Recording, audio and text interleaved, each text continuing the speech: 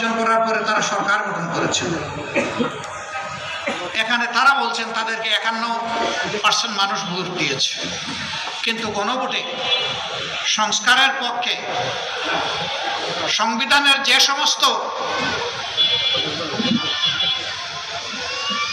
আইনের কারণে এতদিন জনগণ অধিকার হারাচ্ছিল, ফ্যাসিবাদ কায়েম হয়েছিল, সেই জায়গাগুলো পরিবর্তন করে সংস্কার করার পক্ষে রায় দিয়েছে 68.1% মানুষ।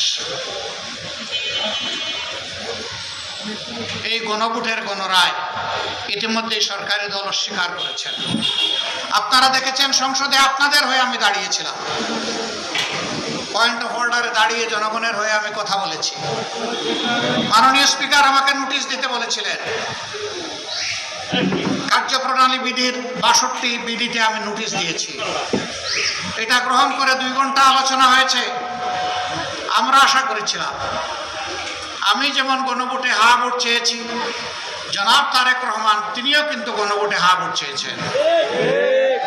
গণভোটের এই দাবিটি আমরা বলার আগে তাদের নেতা সালাউদ্দিন আহমদ প্রথমে দাবি জানিয়েছেন যে গণভোটের মাধ্যমে এই সংস্কারের রায়কে আইনি বৈধতা দিতে হবে। আমরা সমর্থন করেছি।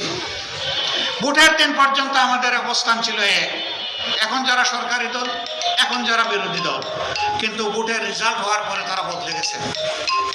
যখনই তারা 2/3 সংখ্যাগরিষ্ঠতা যেভাবেই হোক, যে মেকানিজমে হোক তারা লাভ করেছেন, এরপরেই তারা অতীতের সমস্ত